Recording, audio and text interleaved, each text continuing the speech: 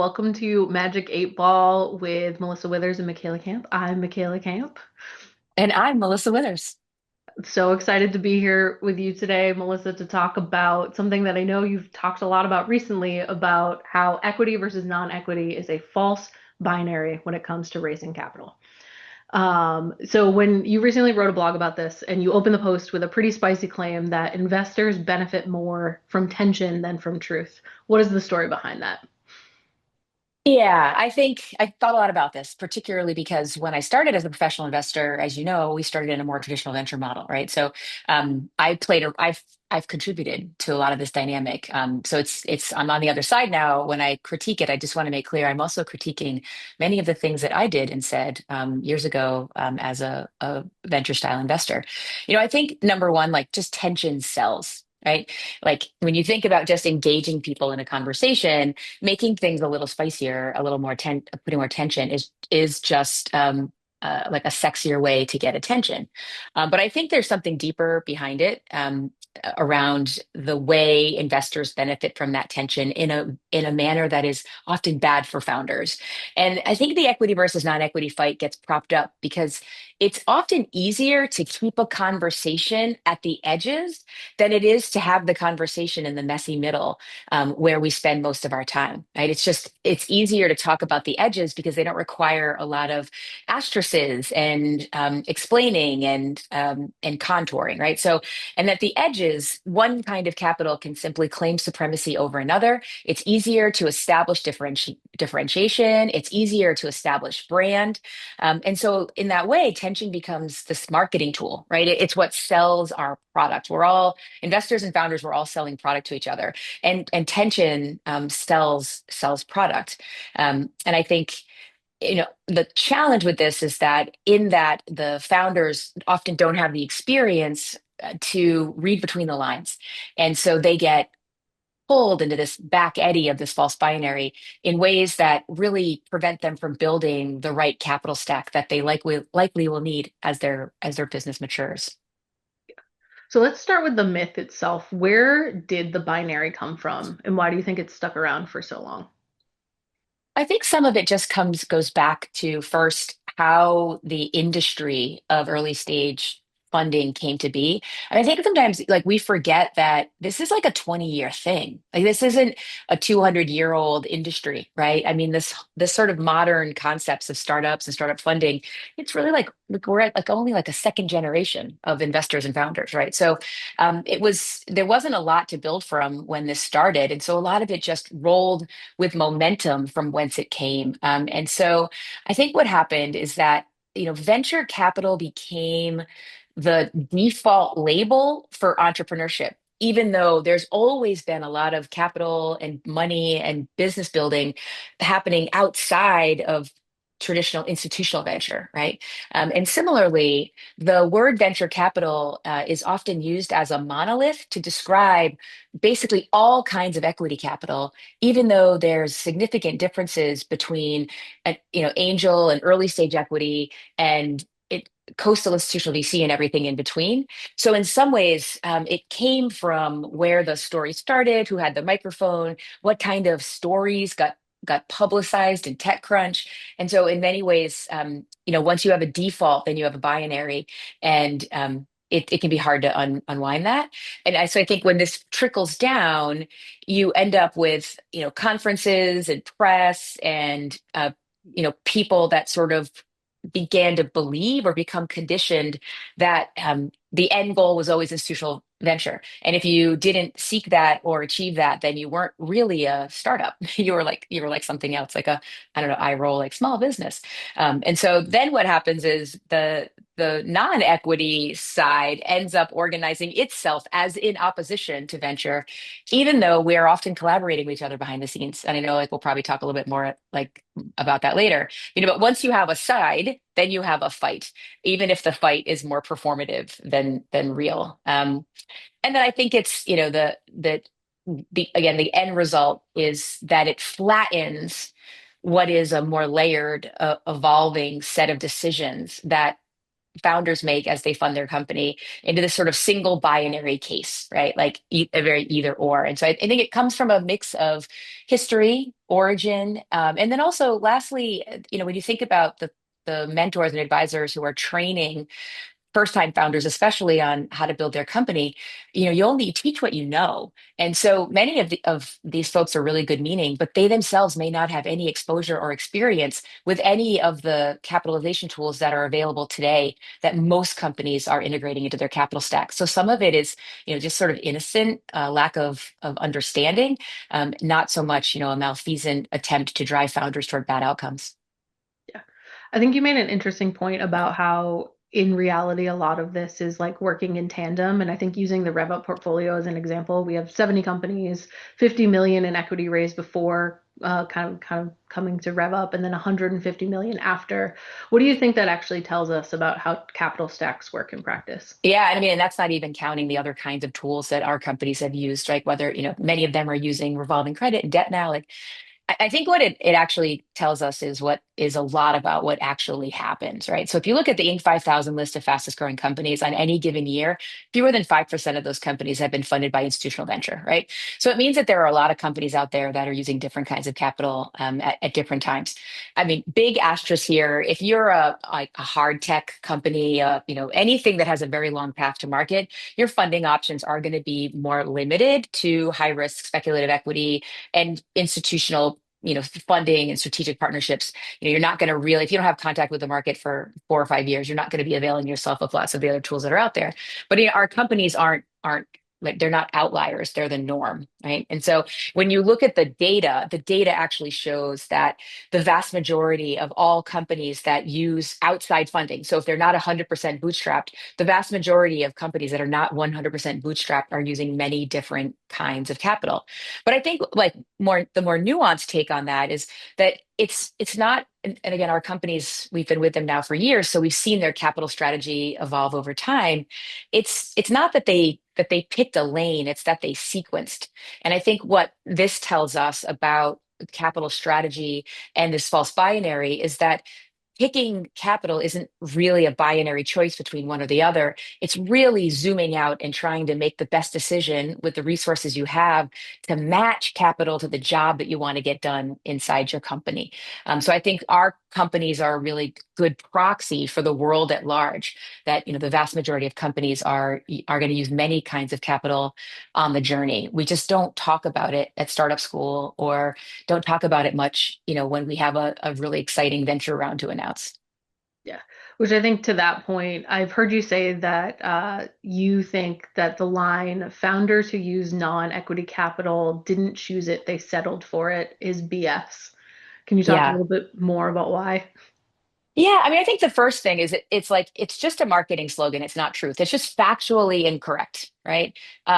There are many companies that choose to forego or push off raising equity capital because there are better options available to them. It's straight up, they just like there are all capital has consequences. There's no good or bad capital. We there are a lot of things about equity capital that are awesome and amazing, and institutional venture funds very many important things in the world. But yeah, that is just factually untrue. So in that sense, I think it's highly problematic.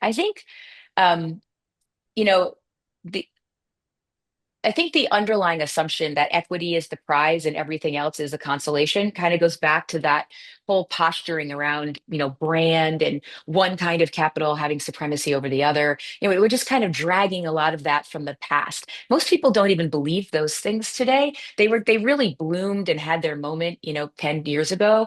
And really most investors and operators now are in practice just don't feel like one kind of capital is better than the other. We've really come a long way, but it still dominates the narrative.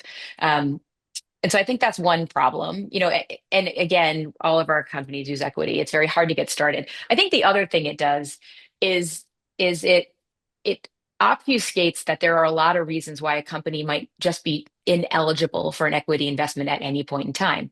There are benchmarked for good reason. I mean, institutional venture in particular has a very high and necessary standard for what it needs to achieve in order to meet its fiduciary responsibilities to its investors, right? This is a model that requires, really big exits and big valuations to sustain itself. And there are a lot of companies that are just not on that path. But it doesn't mean that you couldn't be on that path later. It doesn't mean that it just means that in that moment that you are not. But I think above all, it also isn't an honest reflection of how early equity is a lot about connection and network and less about merit. There are a lot of founders who simply don't have access to early stage equity funding because of where they're positioned in an ecosystem. It is very difficult to raise early equity funding if you aren't socially credentialed, if you're outside top tier geographies. I mean, the data tells us this, right? So I think the idea that if you settle for something else, it's because you weren't eligible for the other. It's not because your company wasn't as good as someone else's company. It likely just reflects that you didn't have access to the same networks to make accessing that capital a reasonable strategy in the moment, Yeah. I think. Thanks. Yeah. We use a lot of humor to talk about that kind of dynamic that you just described, but really that dynamic can cause real harm, and there's real harm being done. Yeah. Can you say more about that? Yeah, I mean, I love a good zinger, right? I like to keep it light. No one wants to listen to a TED talk that doesn't have good jokes in it. But the damage in delaying our work to educate founders on building a real capital strategy, one that isn't based on binaries, but that's based on strategic thinking about what kind of capital is going to get you where you need to go, is that it's asymmetrical, right? There are founders who get access to that education and they fare better and they come out better the other side. And then there are founders who, for any number of reasons, don't get access to any guidance or education about capital strategy, and they're the ones who get fakatch, right? They're the ones that get what you've heard me call pretzel problems, right? I know we've done some talk episodes on that, but it's like those are the founders that get twisted into shapes that they can't undo. And so I think the real harm in the propping up of this false binary is that if it's the only story you're ever told, it may delay your awareness that you have an absolute leadership responsibility to develop a dynamic capital strategy that's going to use different kinds of capital. And so for every minute that is delayed, that is a minute that you are falling behind and a minute that you are closer to perhaps making bad choices that might leave you in trouble. So for any founders listening right now, what's one reframe about this narrative that you'd want them to walk away with? Well, first, I would just say stop asking like, don't ask yourself, should I raise equity or non-equity? It's just not a real question. What I would ask is, what's the job I need capital to do inside my business, and what's the best instrument for that job, right? So stop thinking about fundraising and think more about what's my capital strategy for this business. And I think one really liberating way to frame this is to think that capital is a tool, not a tribe. Right. And for a very long time, who funded you designated which tribe you were in. And that was really set up with and it was true. It was really kind of a make or break dynamic. But that has changed, right? And I don't think it holds the way it once held. Doesn't mean that picking the right investors doesn't matter. It doesn't mean that there are times when signaling is really important. Certainly, we advise our companies all the time about having the right investor at the right time because it's a dominoes, right, that you need to set up. But in general, capital should be a tool, not a tribe. And then I would say, more than anything is you've got to ask yourself, what do I not know and how do I find out?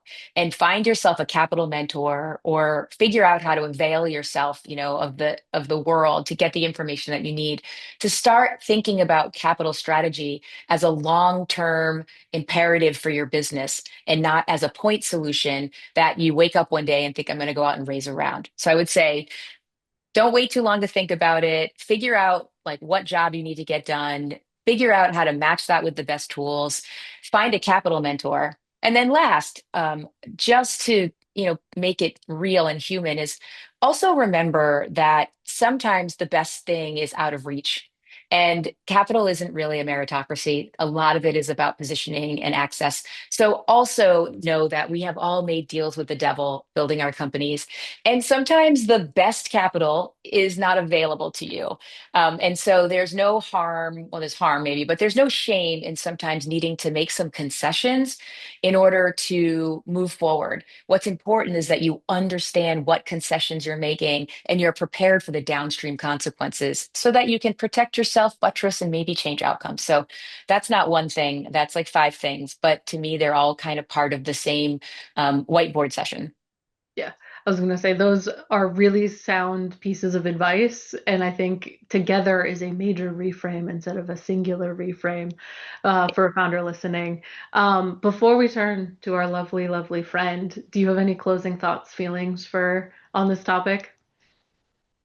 No, I think, a lot of times, I just remind myself that we're just people doing jobs, right? And a lot of the way we live is not because we meant to cause each other harm. It's just because patterns replicate. That's what patterns are born to do, right?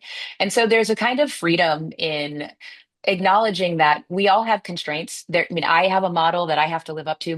Our investors, right? They have expectations. So I have a lot of good friends who work in traditional venture, who work in institutional venture. I have friends who work in credit and debt. And we all are doing, I think we're all trying to do our best to change the narrative and be like collaborative partners. But sometimes we're constrained by the model that we have and the math, like math need to be math in. And that's also true for founders. So I think I would just say that I have really strong feelings about this, and I do think we could all be behaving in a better way. But I give us a lot of flexibility and a lot of grace for moving incrementally towards better solutions rather than expecting us to change the entire industry overnight. So I'm just in a good mood today and I feel compassionate and I just want us all to like love each other the way we are and not be so mean, I guess. Yeah, which But next episode I'll be like throw everyone in jail who doesn't believe what I what I believe. But today, give ourselves some grace because it's in that space of grace that we know we you can actually explore and innovate because you can, it doesn't feel so dangerous. yeah, which I feel like that kind of spiritual moment is a really good segue to go to My our Jerry, friend the Magic Eight. My Jerry Springer Yeah, moment. to go to our friend the Magic Eight Ball. All All right, right, Magic Eight Ball. let's do Will it. founders finally start treating capital as a toolbox instead of a status symbol? You can count on it. Yeah, Yeah, yes, Magic Eight Ball. coming through. You did me a solid Magic Eight Ball. Well, I appreciate working with you on all these problems and love having the chance to talk with you about it. Yeah, So I love good talking job. about this with you. Thanks everyone for listening, and we'll see you next time. Yeah, bye.